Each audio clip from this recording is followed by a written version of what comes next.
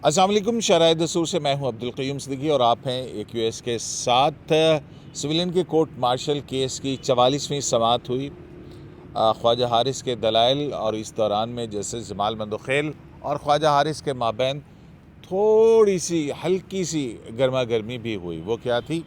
और दूसरा ये 190 मिलियन पाउंड का एक जो केस है, इसमें एक अलकादिर यूनिवर्सिटी वाला, और अब हुकूमत ने कहा है कि 190 मिलियन पाउंड से दानिश यूनिवर्सिटी बनाई जाएगी। तो एक कंट्रोवर्सी सी क्रिएट हुई है। वो 190 मिलियन का ताल्लुक भी क्योंकि यहाँ पे सुप्रीम कोर्ट के एक फ़ैसले से है, तो उस पर भी बात करेंगे। तो जाज़िब अब्बासी साहब आज जो है वो जस्टिस जमाल मंदोखेल ने बड़े अहम रिमार्क्स दिए। और पहला उनका एक तो ये पहले भी उन्होंने ये बात की थी कि पार्लियामेंट पर हमला हो तो ट्रायल दहशतगर्दी की अदालत में, फ़ौजी तनसीबात या जिना हाउस पे हमला हो तो ट्रायल फ़ौजी अदालत में। ऐसी कौन सी चीज़ है जो इसके दरमियान में तफरीक डालती है? क्योंकि ये बड़ी अहम चीज़ें हैं। तो अब क्या हुआ आज इसमें? देखिए साहब, ये सीरीज़ ऑफ जो आर्गूमेंट्स हैं दूसरी साइड के, यानी सलमान राजा के या इमरान खान के वकील ज़ैर भंडारी के या हामिद खान के, बाकियों के, जस्टिस जमाल मंदोखेल साहब ने वो सारे आर्गूमेंट्स गिनवाए। और फिर उन्होंने ये मिसाल के तौर पे ये कहा कि ये आर्ग्यू किया गया हमारे सामने कि जब FB अली केस आया तो उस वक्त आर्टिकल 10A नहीं था। जब FB अली केस आया उस वक्त आर्टिकल 175(3) नहीं था। जब FB अली केस आया उस वक्त आर्टिकल 25 के हर किसी के साथ मसावी सलूक होगा, वो आइन का आर्टिकल उस वक्त नहीं था। तो अब उस साइड से आर्ग्यू ये किया गया है कि चूँकि FB अली केस में आर्टिकल 63A को सामने रखा गया, उसके ऊपर डिबेट हुई है, तो अब आर्टिकल 10A आ गया, बाकी आर्टिकल 175(3) आ गया। तो इसलिए सुप्रीम कोर्ट फंडामेंटल राइट्स की बुनियाद के ऊपर ये कह सकती है कि सिविलियन का फ़ौजी अदालतों में ट्रायल नहीं हो सकता। तो इस पे ख्वाजा हारिस साहब ने कहा कि जो FB अली केस है उसमें कोई बहुत ज़्यादा डिस्कस आर्टिकल 6 जो है उसको डिस्कशन में नहीं हुई। तो इसके ऊपर ज़रा कुछ जुमले इस तरह के हुए जो ज़रा फिर उसके बाद वो हालात नॉर्मल मतलब कि जैसे जमाल मंदोखेल का कहना था कि ये इस पे बहस हुई है FB अली केस में, और आप हमारे साथ ज़रा थोड़ा सा गलत बयानी ना करें। और ख्वाजा हारिस ने कहा कि बहस नहीं हुई और फिर जब पढ़ा गया तो दुरुस्त ख्वाजा हारिस निकले जी। और फिर उसके बाद जैसे जमाल मंदोखेल ने कहा कि तो ज़रा ये इस पे इनसे भी पूछ लेते ना, ये भी वहाँ पे थे, इन्होंने क्या देखा? क्यों जनाब अमानत साहब, ये आप पकड़ लीजिए। ओके सर, शुक्रिया। अजी सर, क्या ये हुआ क्या था? वैसे केस का जब आगाज़ हुआ है तो ख्वाजा साहब ने दलाइल का आगाज़ ही इधर से किया है कि सलमान अकरम राजा और ज़ैर भंडारी ने जो दलाइल दिए हैं, और बार बार उन्होंने कहा जी कि FB अली केस में ये डिस्कस हुआ, वो डिस्कस हुआ, बुनियादी हकूक़ की बात की गई। तो ये सारी चीज़ें हुई नहीं हैं FB अली केस में। और उनका साथ दिया जैसे नईम अख्तर अफ़गान ने, उन्होंने कहा कि जी ये फ़र्स्ट इंप्रेशन का केस है। हमारे सामने बार बार FB अली की बात की गई, वो था 1962 के कॉन्स्टिट्यूशन के मुताबिक। अब हम केस को देखेंगे 1973 के आइन के तनाजुर में जो मौजूदा केस है, तो जिस पर जैसे जमाल खान मंदोखेल ने कहा कि नहीं, आप बुनियादी हकूक़ को कैसे साइड पे कर सकते हैं। उस वक्त 1962 का जो आइन था उसमें था आर्टिकल 6 की ज़ैली शिक 3, और उसके अंदर ये था कि कोई भी कानून साजी, मौजूदा जो आइन है कॉन्स्टिट्यूशन का 8(3) है, जी, आर्टिकल 8(3), उन्होंने कहा जी ये सेम चीज़ें हैं। और उस टाइम आर्टिकल 6(3) में ये कहा गया था कि बुनियादी हकूक़ से मुतसादम कानून साजी होती है तो वो सुप्रीम कोर्ट वाइड करार दे सकती है। और अब ये है कि 1973 के आइन में अगर आर्टिकल 8(3) के ख़िलाफ़ कोई कानून साजी होती है तो वो सुप्रीम कोर्ट या कोई अदालत जो है वाइड करार दे सकती है। तो ख्वाजा हारिस साहब ने कहा कि FB अली केस में आर्टिकल 6 की शिक 3 का जिक्र नहीं है, वहाँ पे डिस्कशन नहीं हुई।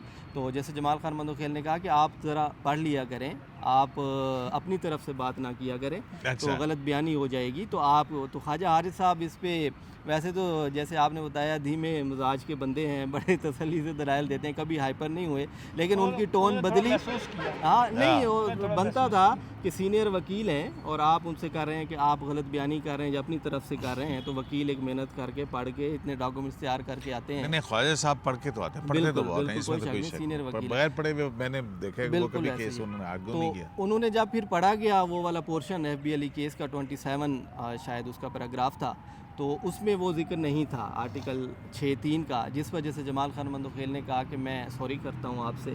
कि ख्वाजा साहब ने कहा नहीं आप मैं भी सॉरी करता हूँ, मेरी टोन थोड़ी सी मेरा लहजा बुलंद हो गया है, तो आप काबिल एहतराम है। तमाम जजेस मुझे जो है वो सुनते हैं, बड़े तहम्मुल से आप लोग सुनते हैं। तो जैसे जमाल खान मंदोखेल ने कहा नहीं मैंने ये स्टार्ट किया था, मेरी तरफ से बात हुई है, तो मैं माजरत चाहता हूँ, आप सीनियर हैं, आप बड़े हैं हमसे, हम आपसे सीखते हैं। तो ख्वाजा साहब ने कहा नहीं हम आपसे सीखते हैं। और इस पर जस्टिस जमाल खान मंदोखेल ने एक मुहावरा भी पश्तो का बताया कि जी बर्तन जहाँ पड़े हों तो वो उनसे खड़कने की आवाज़ें आती हैं। तो उनको फिर करेक्ट किया जस्टिस मुसरत हिलाली ने, माहौल को थोड़ा ठंडा करने के लिए कि जो हीटेड टॉक आप उसको गए या जुमले थोड़े से वो हो गए, हीटेड डिबेट हो गई। तो उसमें उन्होंने कहा कि जी माहौल गर्म हो गया हो गया था। तो उन्होंने कहा कि मुहावरा कोई यूँ है कि जहाँ पे बर्तन जब मिलते हैं आपस में टकराते हैं या एक दूसरे से जब उनकी टक्कर होती है तब जाके आवाज़ पैदा होती है और खड़कने की आवाज़ आती है। तो ऐसे दूर दूर पड़े हों तो यही हुआ, जरा बर्तनों में बर्तन टकराए तो आवाज़ निकली है, लेकिन मामला सेट हो गया। तो मतलब इसका मतलब कि बर्तन करीब करीब पड़े हैं, बर्तन करीब करीब हमें तो बड़ी दूर दूर नजर आते हैं, बर्तन थोड़े से टकराए हैं उससे आवाज़ आई है। तो वो बहरहाल मामला वो हो गया, सेटल हो गया। लेकिन एक चीज़ को ख्वाजा हारिस साहब ने यहाँ पे एडमिट किया है कि सुप्रीम कोर्ट जो है वो बहुत तहम्मुल मिजाजी के साथ, बहुत बारीक बीनी के साथ और तफसील से इस केस को देख रही है। तो इस पर जस्टिस जमाल साहब ने इसका जवाब भी दिया। उन्होंने कहा कि हम इसलिए इसको इतना तसल्ली के साथ और एहतियात के साथ देख रहे हैं क्योंकि ये फ्यूचर का क्वेश्चन है, क्योंकि ये मुस्तकबिल में इसके असरात जो हैं वो मुस्तकबिल में भी आने हैं। और फिर उन्होंने पार्लियामेंट वाली बात की। उन्होंने कहा कि देखें हमारे लिए जो सबसे मोहतरम इदारा है इस वक्त वो पार्लियामेंट है। तो हम ये चीज़ समझना चाह रहे हैं कि पार्लियामेंट के ऊपर अटैक हो तो केस इंसदाद दहशतगर्दी की अदालत में जाता है, अगर किसी मिलिट्री इंस्टॉलेशन के ऊपर अटैक हो जाए तो केस फ़ौजी अदालत में जाता है। तो ये तफरीक कैसे की जाती है, इसका कोई प्रिंसिपल क्या है? तो ये वो क्वेश्चन जो हमारे जहन में है। तो जमाल मंदोखेल साहब को बताना चाहिए था कि सर मसला ये है कि जो पार्लियामेंट के ऊपर हमला करती है वो भी पार्टी वही है और जो GH के ऊपर हमला करती है वही पार्टी, एक पार्टी है। अब आप बताएं, एक पार्टी को हमने कहा कि दोनों तरफ ट्रायल करके देख लेते हैं, क्यों जी? ये भी वैसे महज इत्तेफाक ही है ना कि एक ही पार्टी है जो पार्लियामेंट पे भी हमला करती है, एक ही पार्टी जो है फौजी तंसीबात पे भी हमला करती है। और जैसे जमाल खान मंदोखेल जो बार बार क्योंकि फर्स्ट टाइम आपके शायद नहीं पहले भी आए हैं आपके प्रोग्राम में, तो पता नहीं है कि खुद ही पकड़ना पड़ता है। तो ये रमजान है, माइक की बात हो रही है। अच्छा, तो जैसे जमाल खान मंदोखेल बुनियादी हकूक़ की बात कर रहे थे और पार्लियामेंट पे हमले की जो उन्होंने बात की, वो कह रहे थे जी आर्टिकल 175 के बाद अब आप कोई भी अदालत बनाते हो तो उसकी आज़ादी को देखना होता है। अदलिया की जो आज़ादी है, इंडिपेंडेंस ऑफ जुडिशरी, वो एक लाजमी जुज़ करार दिया गया है। तो उन्होंने कहा जो मिलिट्री कोर्ट्स हैं क्या वो उस तरह जिस तरह दीगर अदालतें आज़ाद हैं, इंडिपेंडेंट जजेस बैठे होते हैं, उन पे कोई चेक नहीं होता। तो जो मिलिट्री कोर्ट्स हैं वो अगर देखें तो एग्जेक्टिव के अंडर होती हैं। तो कोई भी ट्रायल अगर चलता है तो एग्जेक्टिव और वो दोनों, तो वो कहते हैं कि उनको आप अलग रखें। और आइन में तरमीम 1973 के आइन के बाद अब आप मिलिट्री कोर्ट्स में सिविलियन का ट्रायल उस तरह नहीं कर सकते, क्योंकि अब अदलिया आज़ाद होगी, उसमें ट्रायल होगा सिविलियन का। तो फ़ौजी अदालतों में ट्रायल करने के लिए आपको फिर कोई एमरजेंसी की सूरत हाल बतानी होगी, मखसूस हालात बताने होंगे। तो ख्वाजा हारिस साहब ने फिर कहा कि जी फिर तो जो FBLE केस के हवाले दिए गए हैं वो इसलिए भी रेलिवेंट नहीं है कि उस टाइम पे हालात जो थे वो नॉर्मल नहीं थे।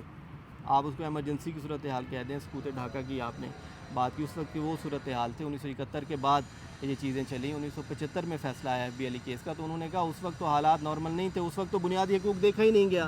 उस वक्त तो वो जो ऑफिसर थे, चाहे वो सिविलियन हो या आर्म फोर्सेस के हों, तो वो नहीं देखा गया। तो इस केस में वो नहीं हो सकती है FBLE केस की डिस्कशन। लेकिन जैसे जमाल खान मंदोखेल बार बार वो बुनियादी हकूक़ की, उनकी बात भी ठीक है, आप बुनियादी हकूक़ को देखें।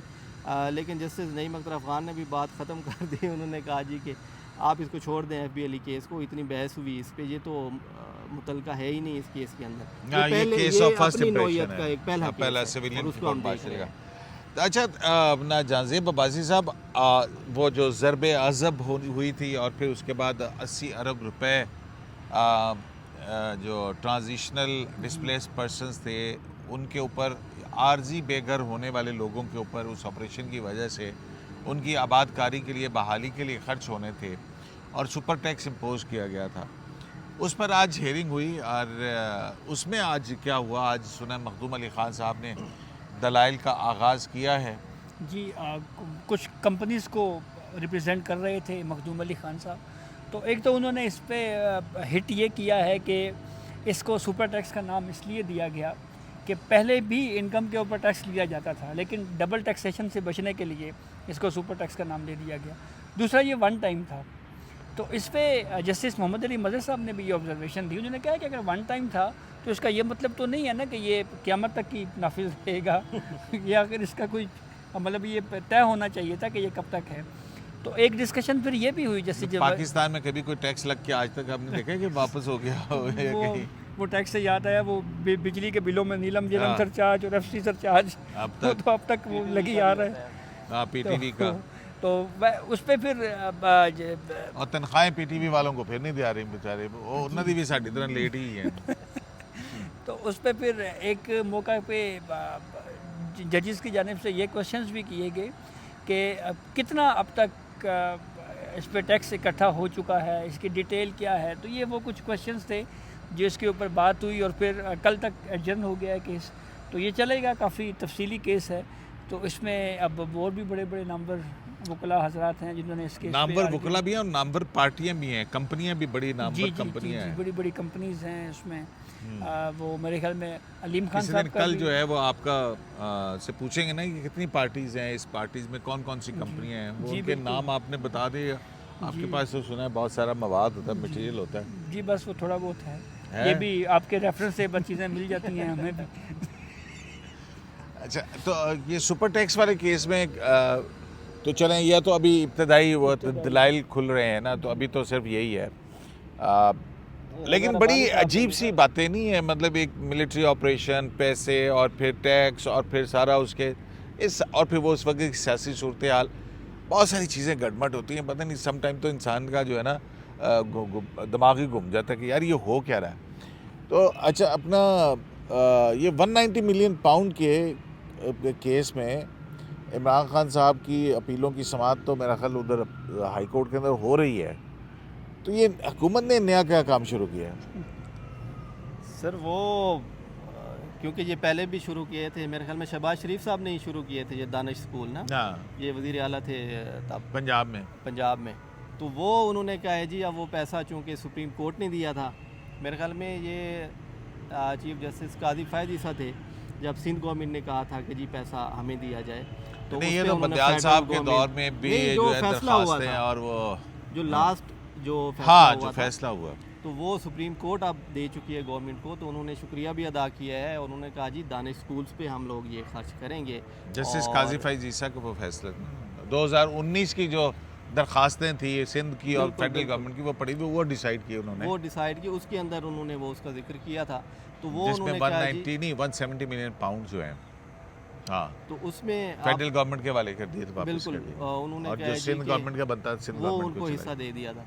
तो उन्होंने कहा जी दानिश स्कूलों पे लगेंगे, और चूंकि अलकादिर वाला जो है शायद वो डिस्प्यूट एक मुतनाज़ा बन गया था और केस भी चल रहा है अभी, और जो अपने मिनिस्टर थे पीटीआई के, उन्होंने भी कहा था कि जी मलिक रियाज के साथ उनकी जब हुई तो डील उसको कहें जो भी, वो हमें नहीं बताया गया था, तो बंद लिफाफा था उसमें, हमें ये फवाद चौधरी साहब का भी ये बयान था। हाँ, वो तो सजा हो गई यार, अब तो बिल्कुल। तो वो अब उसको देखते हुए शहबाज शरीफ साहब ने ये किया है जी कि दानिश स्कूल पे इसको लगाएंगे, और शुक्रिया अदा किया है उन्होंने अच्छे दानिश यूनिवर्सिटी पे, और उन्होंने कहा है कि जी अच्छे काम पे आप ये खर्च किया जाएगा। ठीक है, तो आपको कैसे लगता है ये जो दानिश 190 मिलियन पाउंड, एक नई बहस शुरू हो गई है कि जनाब अगर मुझे नहीं समझ आती आपका इस पर बारे में क्या मौक़िफ़ है। एक लोग अब कहेंगे जी अगर अलकादिर यूनिवर्सिटी बन सकती है गलत है, तो दानिश यूनिवर्सिटी कैसे ठीक है उस पैसे से? मेरे ख्याल में जो लोग कह रहे हैं वो ठीक कह रहे हैं सदीक़ी साहब। क्यों? इसकी वजह ये है कि हमें ना पहले प्रोसिक्यूशन के केस की तरफ जाना पड़ेगा कि इस्तगासा ने इमरान खान के ऊपर केस क्या बनाया। उन्होंने केस ये बनाया कि मलिक रियाज हुसैन एक पैसा यहाँ से मनी लॉन्डर करके लेके गए बाहर, बरतानिया की नेशनल क्राइम एजेंसी ने वो पैसा पकड़ लिया, उन्होंने पाकिस्तान को बताया कि ये पैसा आपका है। उन्होंने कहा हाँ जी हमारा है। उन्होंने कहा जैसे जी आप ले लें। उसके लिए सारा प्रोसेस हुआ कैबिनेट मीटिंग में, जैसे अमानत ने बताया कि वो सील्ड इन्वेलप में काबीना मेंबरान से मंजूरी ली गई, और फिर अब वो होना ये चाहिए था कि वो पैसा हुकूमत पाकिस्तान के फंड अकाउंट में आता, उसके बजाय वो पैसा मलिक रियाज को दिया गया। और मलिक रियाज हुसैन उस वक्त मलीर डेवलपमेंट अथॉरिटी वाले जो कराची बहरिया टाउन वाला मसला था, उसमें सुप्रीम कोर्ट ने मलिक रियाज को फंसाया हुआ था। तो कहा हुआ था कि साढ़े नाल डील करो, पैसे मुको। और फिर डील हुई, पैसे मुके। वो पैसे इमरान खान ने मलिक रियाज साहब को दिए, मलिक रियाज साहब ने वो पैसे यहाँ पे दे दिए। इसके बदले में मलिक रियाज ने जेलम में ज़मीन दी इमरान खान को और कुछ पैसे भी दिए साथ। ये इल्ज़ाम है प्रोसिक्यूशन का। 28 करोड़ रुपए। तो और फिर काजी फायद ईसा साहब जब चीफ जस्टिस थे तो उनके दौर में दरख्वास्त आई, और फिर उन्होंने कहा कि ये पैसा सुप्रीम कोर्ट में नहीं होना चाहिए, ये हम हुकूमत के अकाउंट में दे रहे हैं। तो अब मसला ये है कि ये वो पैसा जो असल में मलिक रियाज मनी लॉन्डर करके लेके जा रहा था, जब वो इधर आया है, तो जब एक तरफ गलत इस्तेमाल अगर इसका है कि भाई ये नहीं हो सकता, तो फिर उधर भी इस्तेमाल नहीं होना चाहिए। दूसरी बात, ये अभी मेन नहीं, केस मुझे नहीं समझे क्या मतलब है। मैं सर ये कह रहा हूँ कि एतराज़ इस वक्त ये चल रहा है ना कि कादिर यूनिवर्सिटी भी नहीं बननी चाहिए थी, दानिश भी नहीं बनना चाहिए इस पैसे से, आप ये कह रहे हैं। ये नंबर एक। नंबर क्यों? दूसरी सर, ये देखें, पैसा उसके- मनी लॉन्ड्रिंग का है ना। ओ भाई मेरे दो फ़र्क है ना। एक एक्स प्राइम मिनिस्टर कन्विक्ट हो गया 14 साल के लिए उसमें, और उसमें इल्ज़ाम ये है कि जनाब इन्होंने लूटा हुआ पैसा उसी के मालिक की, उसी के अकाउंट के अंदर डाल दिया ना, मतलब मेरी जेब से निकाल के इस जेब से निकाल के इस जेब में डाल दिया। वो पीटर को क्या था, वो एक नाम आए थे तो वो क्या था, रॉब द पीटर एंड पे द पॉल। ये काजी साहब ने अपने उसके अंदर किया था ना। तो अच्छा, तो ये उसमें गलत है बहुत ज़्यादा। अब आप हम ये जो ना चीज़ों को मिक्सअप कर रहे हैं कि जी यूनिवर्सिटी उससे नहीं बननी चाहिए, इससे नहीं बननी। एक चीज़ है, एक बेनिफिट दे के आपने जो है वो जो प्रोसिक्यूशन का केस है, आपने बतौर वज़ीर-ए-आज़म अपने इख्तियारात का नाजायज़ इस्तेमाल किया, ठीक है, यानी करप्शन और प्रैक्टिस के ज़िम्मे में आया, मिसयूज़ की अपनी पावर, मिसयूज़ किया अपने उसको। अब इसको मैं बहुत और एक दूसरा ये है जो वैलिडली वो उस पैसा जो है वो तो गया। अब कई फ्रॉड होते हैं वहाँ से, जो नैब के पास पड़े हुए हैं पैसे, नैब अपने पास काटता, पता नहीं वो अब वो है कानून के नहीं है। जी जी। तो जो रिकवरीज होती है सारी गवर्नमेंट के फंड के अंदर ही जाती है ना, और फिर वो गवर्नमेंट किसी भी मकसद के लिए इस्तेमाल कर सकती है। तो अब इसको अगर आप बिल्कुल छोटा कर लेना, जो अल कादिर यूनिवर्सिटी है उसकी मिसाल इस तरह से है कि निकाह के बगैर पैदा हुआ बच्चा, ठीक है, और एक है जो निकाह के बाद पैदा हुआ वाला बच्चा। तो समझ रहे ना, जायज़ और हलाल की जो है ना वो ये बहस। अब मेरा एक सवाल है आपसे हाँ। मुख्तसर से, जैसे आपने मुख्तसरन बयान कर दी सारी बात, हाँ, ये अपील में इस पैसे को दानिश यूनिवर्सिटी के लिए यूज़ करने पे अगर कोई आर्गूमेंट लिया जाता है तो अदालत कैसे देखेगी इसको?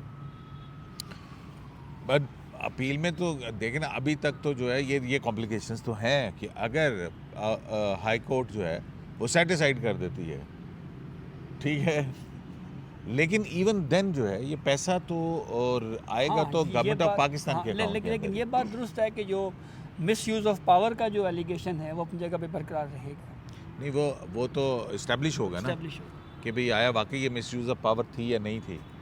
तो कन्विक्ट तो वो इसी बुनियाद पे हुए ना, 9A की वो उसमें वायलेशन में नैब के उसमें हुए। तो ये जो है ना खिचड़ी सी बन गई है वैसे। नहीं, वो तो बननी है। पैसा तो वो मलिक रियाज देखें कॉन्फिस्केट हो गया था, वो फेडरल गवर्नमेंट के पास ही आना था। अब उस पैसे से हुकूमत जो भी बनाएगी ना उसका कोई वो नहीं हो सकता, क्योंकि सुप्रीम कोर्ट की जजमेंट भी आ चुकी हुई है उसके ऊपर, और वो उस पैसे का क्लेमेंट कोई नहीं है, ठीक है ना। तो ना मलिक रियाज साहब पेश हुए, मलिक रियाज साहब मफरूर हैं उसके अंदर, जब तक वो आके पेश नहीं होते, ट्रायल ज्वाइन नहीं करते, तब तक वो तो वो है नहीं जी, एब्सकॉन्डर हैं। और एब्सकॉन्डर का आपको पता ही है कि क्या स्टेटस होता। तो मेरा ख्याल है कि काफ़ी है ना, रमज़ान भी है, रमज़ान भी है। रमज़ान के अंदर आपने कैसी मिसाल में अपने भी वीलॉग किए हैं अपने, तो वो गला ज़्यादा उससे एनर्जी का बुरान पैदा हो गया। तो जनाब सुपर टैक्स और सिविलियन के कोर्ट मार्शल दोनों बड़े मुकदमात और आइनी बेंच के रूबरू रमज़ान के दौरान ये चल रहे हैं और देखते हैं कि ख्वाजा हारिस अपने दलाइल जवाब कब तक मुकम्मल करते हैं और फिर सुपर टैक्स का निफाज। और ये भी बड़ी मज़े की फिगर सामने आएंगी कि सुपर टैक्स के निफाज और आबादकारी के नाम के ऊपर जो पैसे इकट्ठे किए हुकूमत ने वो कितने थे और कहाँ कहाँ खर्च हुए। अमूमन होता तो यही है कि हुकूमतें जिस मकसद के लिए फ़ंड बनाती हैं तो पैसे उन्हीं मकासद के लिए खर्च होने चाहिए, लेकिन यहाँ पाकिस्तान के अंदर अजीब एक सूरत हाल रही है कि हमने देखा कि मुख्तलिफ़ फ़ंड्स के लिए जो इंटरनेट फैसिलिटी और फिर उसका एक फ़ंड बनाया था, वो क्या था, यूएसएफ फ़ंड जो है, उसका पैसा 60 रुपये फिर इसाकदार बतौर पता नहीं किस लिए सर्कुलर डेट की पेमेंट में भी इस्तेमाल कर लिया करते थे। तो देखते हैं कि क्या क्या नतीजे हमारे सामने आते हैं। शरह दस्तूर से AQS लाइव से इजाज़त दीजिए।